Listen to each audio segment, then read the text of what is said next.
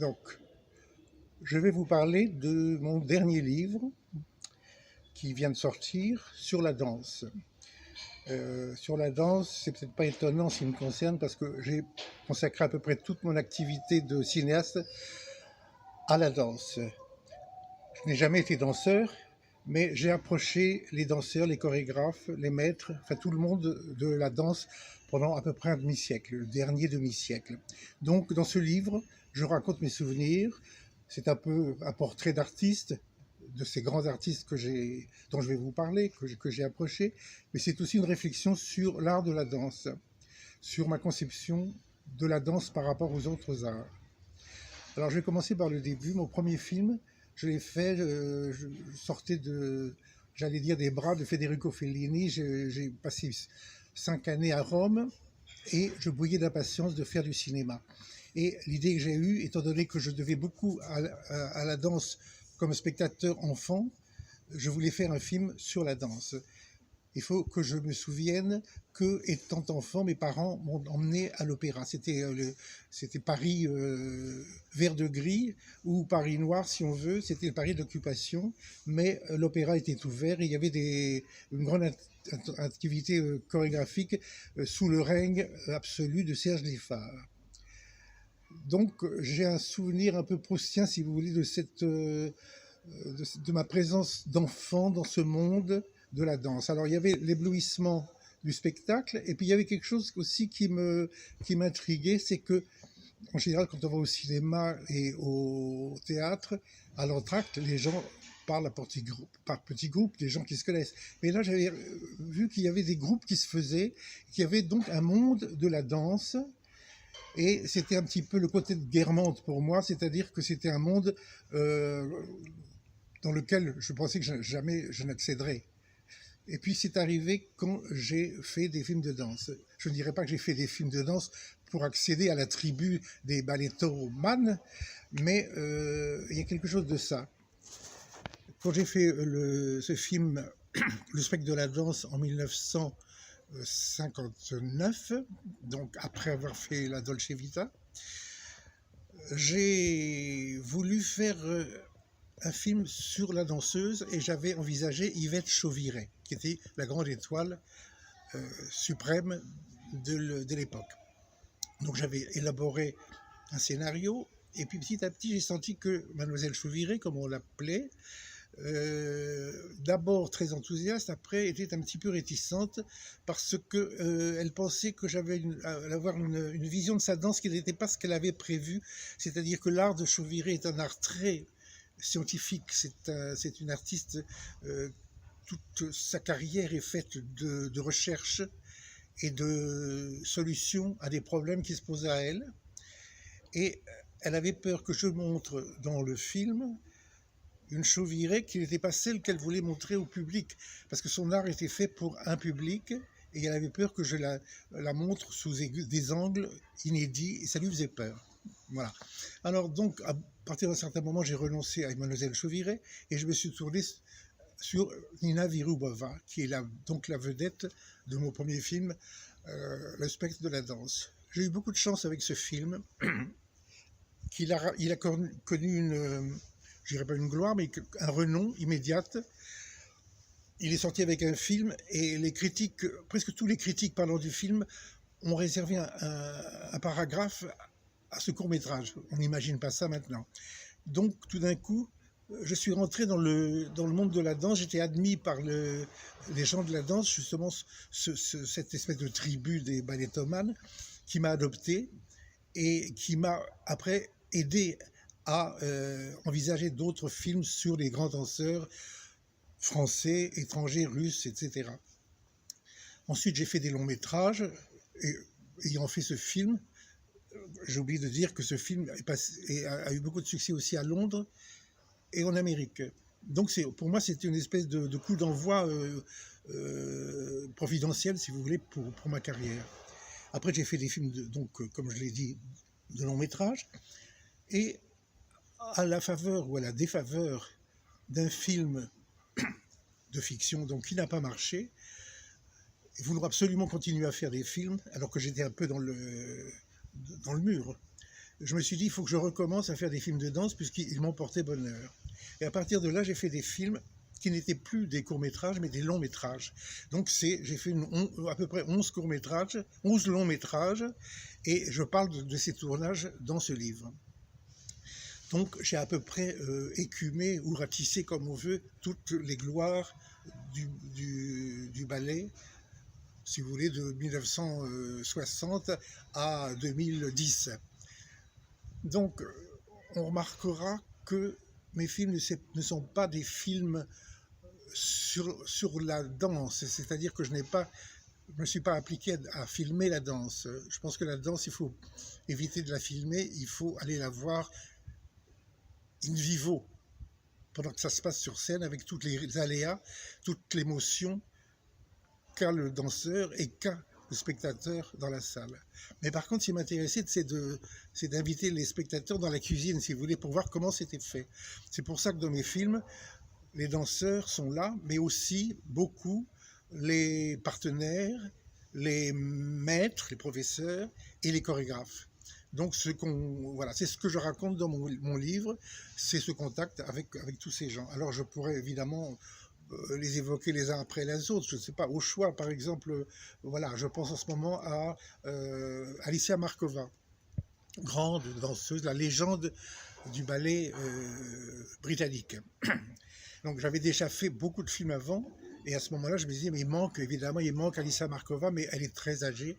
Et puis mon ami Clement Crisp, qui est le critique de Financial, m'avait dit, oui, ça serait formidable, elle peut encore le faire, mais vous savez, c'est une personne qui a la réputation d'être assez difficile. Effectivement, j'avais entendu dire qu'Alicia Markova, on l'appelait du temps où elle était sur scène, le supplice chinois. Le supplice chinois, parce qu'elle avait la réputation d'être la personne qui faisait semblant de ne jamais comprendre ce qu'on attendait d'elle.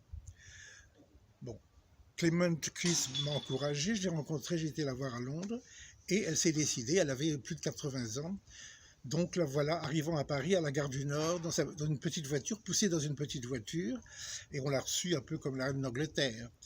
Donc je m'étais dit, ça va être très limité du point de vue de la chorégraphie et des mouvements. Mais enfin, c'est déjà merveilleux d'avoir la Markova. Dame Alicia Markova, parce qu'elle était dame du British Empire. Donc, c'est pas rien. Donc, le lendemain, on l'a hissée à bras de pompier dans l'escalier en colimaçon qui mène à la rotonde Zambelli. C'est là que je voulais tourner toutes ces séquences où elle devait passer son savoir à des jeunes danseuses de l'opéra.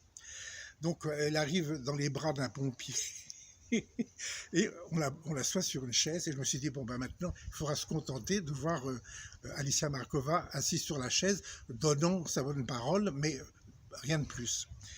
On commence avec l'oiseau, le rossignol de Stravinsky, et dès la première chose qui ne lui plaît pas de la jeune Myriam Hultbraham, la voilà qui se lève et commence à faire des pas. Pirouette, chassé, croisé, gargouillade, autant de figures de danse qu'elle enseignait pour cette section de danse. Donc, voilà, c'était une ruse de comédienne de faire croire qu'elle n'allait rien faire et qui finalement nous accordait, dans un second moment, tout ce qu'elle pouvait nous donner. Markova, c'était un charme extraordinaire parce que finalement, cette dame qui avait la réputation d'être très difficile, avec nous, pendant le tournage, c'était un ange d'obéissance, de douceur. Et il y avait auprès de nous Elisabeth Platel, qui faisait un petit peu la passerelle entre les danseuses qui n'étaient pas toutes supposées parler anglais et Dame Alicia Markova. Donc c'était absolument un enchantement. Et je me souviens que le dernier jour, toutes les danseuses qui avaient reçu la leçon jour après jour sont venues pour la remercier. Et puis je me suis mis au piano, j'ai joué le God Save the Queen, voilà. Et ça s'est terminé. Et puis voilà, c'est au revoir Dame Alicia, je pensais que je ne la reverrais jamais, et je ne l'ai jamais revue. Mais un jour, un mois après, je reçois un coup de téléphone. « Hello Dominique, Alicia !» Voilà, et on a eu une conversation merveilleuse. Parce que, évidemment, c'était la dernière, c'était bien évidemment la dernière, et elle est morte quelques mois après. D'ailleurs, elle a eu des funérailles nationales à Westminster Abbey. Voilà, c'est comme ça que les Anglais savent honorer leur grand personnage. Voilà, je vous ai parlé de Markova, je pourrais vous parler de Chauvirey. Je vous ai dit tout à l'heure, je vous ai dit qu'elle avait exercé son art avec énormément de science. C'est une danse très intellectuelle finalement que celle de Markova, à comparer à celle de Nina Virubova, justement, qui l'a remplacée dans mon premier film. Puisque, comme je vous ai dit, euh, Yvette Chauvirey était un petit peu méfiante, soucieuse de ne pas se montrer sous son jour le meilleur, alors que Nina Virubova, qui était une slave, une femme très spontanée, a accepté de faire tout ce que je désirais et sans faire de complications. Je dois dire aussi que dans ce premier film, j'avais la prétention de faire action de cinéaste, c'est-à-dire je sortais des équipes de Fellini, de René Clément, des grands techniciens, et donc j'avais visé un film en cinémascope, c'était la grande cinémascope noir et blanc. Je peux vous dire qu'à l'époque c'était la grande mode, c'est-à-dire le chic, c'est-à-dire le fast, mais aussi la réserve et l'élégance du noir et blanc. Donc, avec Nina Virubova, c'était une amitié de 60 ans, parce que je n'ai jamais perdu de vue. Nina Virubova était une personne merveilleuse de simplicité. Non, de simplicité, je ne dirais pas, parce qu'elle était slave, et les choses étaient compliquées dans sa psychologie. Dans sa danse, c'était une danse très spontanée, et donc ça tient à l'image. Voilà. Et je pourrais vous parler de... Vous allez me dire, mais pourquoi vous me parlez de personnes âgées? On me l'a souvent demandé. Pourquoi est-ce que vous parlez plus des danseuses qui sont en activité, qui sont dans votre film, que des maîtres qui les enseignent? Alors, je vous dirais, j'ai un penchant, j'ai une tendresse pour les personnes âgées, c'est vrai. Parce que, surtout pour les danseurs, pour les gens de la danse. Parce que dans la danse, ils sont absolument réquisitionnés par le travail. Les danseurs travaillent comme on ne peut pas imaginer. Ils travaillent le matin la barre, ils travaillent l'après-midi la répétition, ils travaillent le soir la représentation. Donc ils sont complètement tendus à l'effort d'être à la hauteur de l'idée qu'ils ont d'eux-mêmes. C'est un travail vraiment intense. Donc quand je les ai fait tourner, les jeunes, ils étaient heureux, mais ils m'accordaient leur temps, un temps précieux, parce qu'ils travaillaient beaucoup. Alors que quand leurs maîtres que j'ai aussi sollicités, eux avaient le temps. Et ils avaient eu le temps de la réflexion, c'est-à-dire chez le danseur, il y a le temps de l'action et il y a le temps de la réflexion, c'est le temps où, en général, quittant la scène, presque aussitôt, ils donnent leur savoir à des jeunes. Ils sont très demandés parce que, comme on sait, la danse ne s'apprend pas dans les livres, ça s'apprend de bouche à oreille, d'un geste à l'autre, par le danseur qui a le secret du rôle. Parfois, c'est le créateur. J'ai eu la chance d'avoir, par exemple, avec Violette Verdi, avec enfin, presque tous.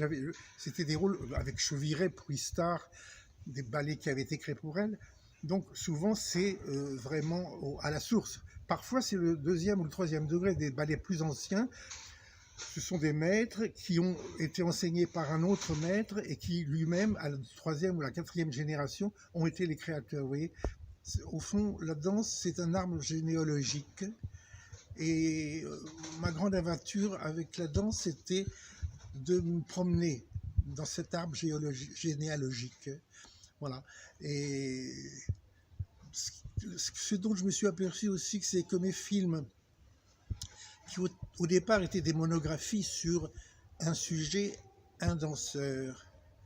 Quand j'ai fait un autre, c'était aussi un ballet, un sujet, un danseur. C'était monographique. Et petit à petit, je me suis aperçu que ces monographies, ces films, avaient un rapport les uns avec les autres. C'est-à-dire qu'il suffirait que j'en tourne encore un ou deux pour que ça se rejoigne, comme un puzzle. À partir d'un certain moment, je me suis mis en devoir, si vous voulez, de remplir les trous de ce puzzle pour dessiner, pour présenter un panorama de danse, je vous dis, pendant un demi-siècle. Alors, je vous parlais des gens que j'ai eu l'heure et la chance de filmer. Et je vous disais que j'ai pas filmé tous les gens que j'avais voulu. Alors, un de mes échecs, bon, j'ai parlé de Marcia Haydé, mais c'est Nureyev. Ça, je l'ai plusieurs fois raté pour des questions d'orgueil et de vanité, de petites, de petits coups de bras de fer, si vous voulez, entre lui et moi, pour des questions un petit peu bêtes de contrat et d'argent. Donc, au moment où j'ai fait le film avec Virubova en 59, non, en 63, le deuxième film qui s'appelle L'Adage, je voulais l'avoir comme partenaire de Virubova. On était presque arrivé. Et puis au dernier moment, il m'a dit ah oui, mais c'est pas assez, il faudrait plus. Et je sentais qu'il allait. Au fond, c'était une question de vanité. Lui qui venait d'un pays où il était très mal payé, il voulait maintenant qu'il était en Occident faire casquer. Et moi, à un moment, je me suis braqué et peut-être j'ai eu tort sur le plan de l'intérêt du film et j'ai dit non. Et 6 mois avant que sa mort, quand il était en train de monter la Bayadère, j'étais en train de tourner avec Monique Joudière un film sur elle qui s'appelle Comme les oiseaux. Et je voulais la voir. Et là, ça a recommencé. Je voulais la voir. Je voulais que, même, il était assez malade, mais il était en répétition. Donc, je pensais que c'était possible. Et Monique m'a dit, oui, c'est possible. Il peut me donner une leçon, même si c'est réduit au point de vue de la dépense physique. Ça serait intéressant. Et là, je l'ai recontacté. On était arrivé à un accord avec des prix beaucoup plus élevés que ceux que j'avais prévus pour tous les autres. Et j'avais dit oui pour la voir. Et puis, 2 jours avant le tournage, j'ai eu son impresario qui me dit oui, vous savez, maintenant, bon, au point où il en est, il n'y a plus qu'une seule chose qui l'intéresse, c'est l'argent. J'étais un petit peu interloqué. Et il me dit non, il faut doubler le prix. Alors là, j'ai retrouvé le même, si vous voulez, la même choc, si vous voulez, que j'avais eu avec le premier film. J'ai pas eu envie. J'ai pas envie de me mettre à genoux. Et voilà. Et j'ai eu tort parce que ça avait beaucoup d'intérêt au film. Enfin, voilà. On ne peut pas toujours tout faire dans la création artistique. Alors, d'autres personnages passionnants, c'était Serge Liffard, que j'ai eu dans le spectre de la danse en 59-60. Et là, j'ai été complètement séduit par ce personnage, parce qu'il était dans le creux de la vague, il venait d'être, je dirais presque éjecté de l'opéra. Il avait été très maltraité par la direction de l'opéra. On lui avait mis des bâtons dans les roues. Son rêve, c'était de retourner avec son ballet, sa famille, le ballet de l'opéra et ses ballets, ses créations à Moscou et à Saint-Pétersbourg. C'était la grande tournée de 57 ou 58, je ne sais pas. Et au dernier moment, on lui a refusé le visa. Mais on a su que c'était pas les Russes qui avaient refusé. Ils auraient été très heureux de le voir, mais c'était l'administration de l'opéra, parce qu'on avait peur qu'il fasse des gaffes, qu'il fasse de la politique de façon complètement déplacée, inappropriée, comme on dit. Et donc, et là, il était très amer. Mais c'est un homme qui avait une grande dignité. Il était très beau encore. Et on sentait que ses blessures, il les intériorisait. Il n'avait pas envie de se venger. Et j'étais très frappé par ce personnage humilié. Il me faisait penser au prince Mishkin. Il était très dostoïevskien. Et voilà. Et puis un grand monsieur. Je veux dire, l'argent ne comptait pas pour lui. D'ailleurs, je sais que dans sa carrière, tout ce qu'il a fait, il l'a fait avec une grande élégance. L'argent était très, très secondaire. Et à la fin de mon tournage, je lui ai dit, maître, merci beaucoup pour ce que vous avez fait. Qu'est-ce que je vous dois, dans les deux sens du mot de la dette? Il m'a dit, oh, on en reparlera une autre fois. Et on n'en a jamais reparlé. Donc, un grand monsieur, Serge Liffard, qu'on a beaucoup humilié, puisque après, on l'a carrément retiré ses ballets de l'opéra, du répertoire de l'opéra. Mais maintenant, on le ressort des ballets comme Mirage, comme Suite en blanc. Il se donne dans les grandes compagnies étrangères. Alors, il y a aussi un grand personnage moins connu que Serge Liffard, c'est Serge Peretti. À l'opéra, à l'époque, c'est-à-dire dans les années 40, 30, 40, 30, 40, il y avait deux Serge, il y avait les deux Serge, Serge Peretti et Serge Liffard, Sergei et Sergio. Ils étaient très complémentaires parce que Serge, c'était au contraire de Liffard, qui était le révolutionnaire, qui avait lancé un tsunami sur la scène de l'opéra avec sa révolution chorégraphique. Peretti était au contraire le gardien de la tradition. Donc, il a entretenu ce qui était le trésor de l'opéra, c'est-à-dire une tradition faite de petites choses, de petits détails, la perfection du détail, la petite batterie, un travail de miniaturiste, de broderie, qui était la danse avant, et qu'il a entretenu avec Carlotta Zambelli. Et finalement, il a eu sa revanche en fin de parcours, alors il était à la retraite, parce il est devenu un professeur très demandé, et le grand professeur de Nicolas Le Riche, enfin tous les grands danseurs ont voulu l'enseignement, et c'était l'enseignement de l'opéra d'avant Liffard. Vous voyez, donc il y a une boucle, il a recousu la boucle, voilà, à l'école de danse grâce à Claude Bessy qui l'a pris comme professeur. Donc c'était un personnage très pittoresque. Lui aussi était très très très désintéressé. C'était, vous savez, c'était la grande élégance du Paris d'avant-guerre. Il fallait surtout pas parler d'argent, c'était obscène. Et voilà, il était drôle, et c'était un dandy. Et sa danse était très très élégante, très aérienne. C'était un petit peu l'indifférent, l'indifférent de Watteau. Voilà ce qui me, voilà, avec ses ballets du 18e.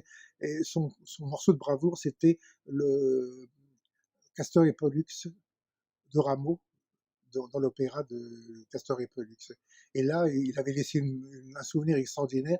Et par chance, j'ai retrouvé un morceau aux archives du cinéma à Bois d'Arcy, un morceau où on le voit danser justement cette grande chaconne en panaché à la Louis XIV, cette grande chaconne qui est le morceau de bravoure de Castor et Pollux. Et j'ai pu recoller la musique qui n'était pas dans le document, et on a refait ça. Et alors, grâce à cette musique retrouvée, que lui, il ne retrouvait pas, que je lui ai remis dans les oreilles, il a pu enseigner cette chaconne à Nicolas Le Riche. Donc, c'est un grand morceau de transmission, vous voyez, parce que ça remonte à... lui, il a dansé ça pendant la guerre de 14, en 1907. Alors, vous voyez, ce troisième, quatrième degré de transmission. Et pour moi, c'est ça l'histoire de la danse, et ce qui m'intéresse dans la danse, et ce qui m'a intéressé de filmer. Et c'est ce que je raconte dans mon livre qui s'appelle La danse, le désordre et l'harmonie.